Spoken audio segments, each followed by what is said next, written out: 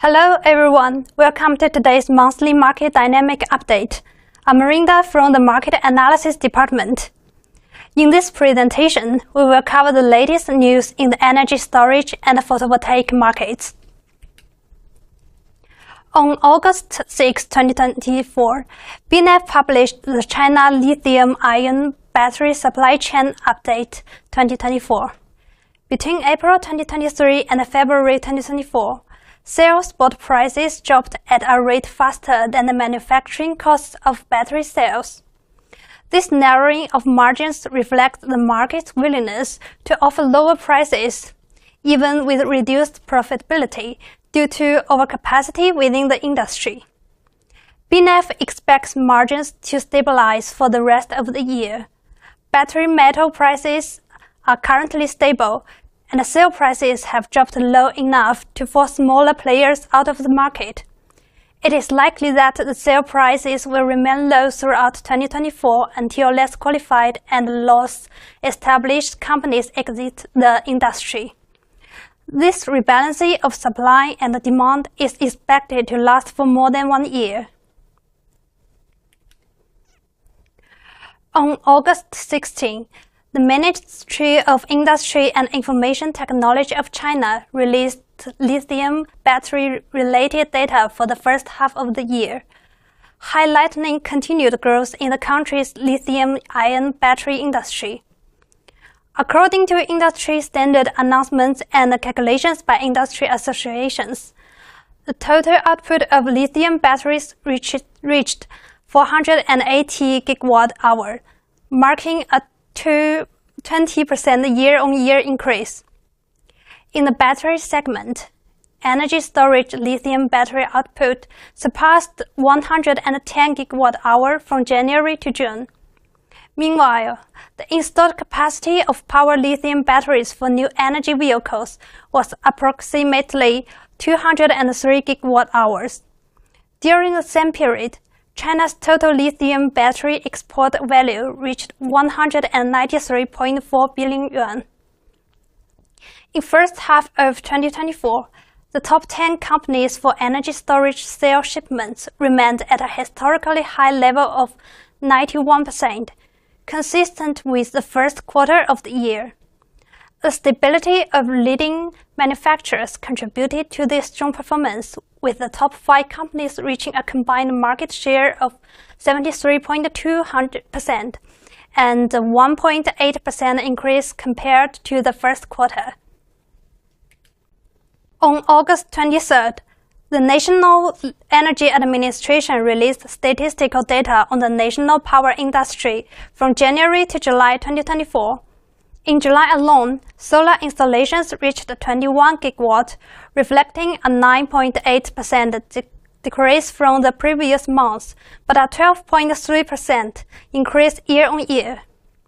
The cumulative solar installation for the first 7 months of 2024 was 123.5 gigawatts, representing a 27% year-on-year growth.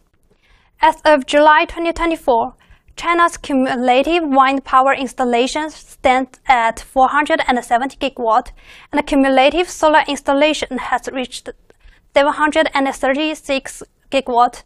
Together, the combined wind and solar installation has approached 1.2 billion gigawatts, meaning that China has already achieved its wind and solar installation target more than 5 years ahead of schedule. On August 2, 2024, JA Solar officially filed a lawsuit against Escher in Munich, Germany, alleging Topcom patent infringement. The lawsuit pertains to European patent number EP2787541, which was originally owned by LG. This legal action is expected to have a significant impact on Escher's module sales in the European market. The global patent war in the photovoltaic industry has been intensifying throughout this year. In addition to JA Solar's case, Trina Solar has recently initiated a lawsuit against Renogy and QN Solar, while Maxine has also challenged Canadian Solar in the United States. These legal battles highlight the increasing competition and the stakes within the global photovoltaic industry, as companies strive to protect their technological innovations and market positions. On August 21, 2024, the Australian government approved a major solar power project in the Northern Territory, making a significant development in renewable energy. The project, proposed by Australia's Sun Cable Company, involves the construction of a massive solar farm that will also transmit a portion of its generated electricity to Singapore via underwater cable. The Australia-Asia Power Link by Sun Cable is set to become the largest solar farm in Australia, with the capacity to generate up to 6 GW of renewable energy. Of this, 4 GW will be used in Darwin, enough to power approximately 3 million homes. The total investment for the project is estimated at $13.5 billion, and it will cover an area of around 12,000 hectares. The economic impact is projected to exceed $20 billion for the Northern Territory. According to the market search from Merco India, India added nearly 15 GW of solar PV capacity during the first half of 2024, marking an impressive 282% increase compared to the same period in 2023. By the end of June 2024, India's cumulative installed solar PV capacity reached 87.2 GW.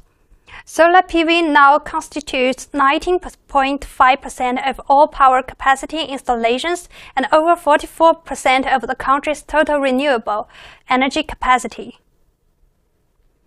Following a record-setting first quarter of 10 GW of solar PV capacity installed, the second quarter of 2024 saw an additional 5 GW of capacity commissioned. While this represents a 15% drop from quarter one, it remains the second highest addition of PV capacity in this decade. The decrease in the second quarter was attributed to delays in utility-scale solar projects caused by grid connectivity and transmission issues. Additionally, the implementation of approved list of models and manufacturers in April, after its suspension in March 2023, impacted the viability and commissioning of several open access projects. On August 12, 2024, U.S. President Joe Biden announced a significant adjustment to the tariff-free quota for crystalline silicon PV cell imports. The new proclamation maintains a tariff rate of 14.25% on these sales, while increasing the tariff-free import quota from 5 GW to 12.5 GW. This policy is effective as of August 1, 2024, and applies to sales regardless of whether they are partially or fully assembled into other products. Since June 23, 2018, the U.S. government has implemented Section 201 tariffs on imported solar cells and modules to protect the domestic manufacturing industry and manage the supply-demand balance in the local market. Over the years, the 201 tariff policy has undergone several adjustments under different administrations. Currently, the tariff rate for solar cells and modules is set at 14.25%, decreasing by 0.25% annually, and is stated to expire on February 6, 2026. In May 2024, the United States also ended the tariff exemption for bifacial modules and announced that it would monitor the import situation closely. If imports approach the previous established 5 GW limit, the quota will be expanded by an additional 7.5 GW. According to the Energy Information Administration, the U.S. connected the 20.2 GW of utility-scale power plants to the grid during the first half of 2024. This total includes 12 GW from solar power, accounting for 59% of the new additions. Additionally, 4.2 GW of the new capacity was attributed to energy storage. The growth trajectory of the U.S. energy sector is projected to continue its upward trend. For the second half of the year, the EIA forecasts an additional 42.6 GW in new capacity deployments, with 25 GW from solar power and 10.8 GW from energy storage.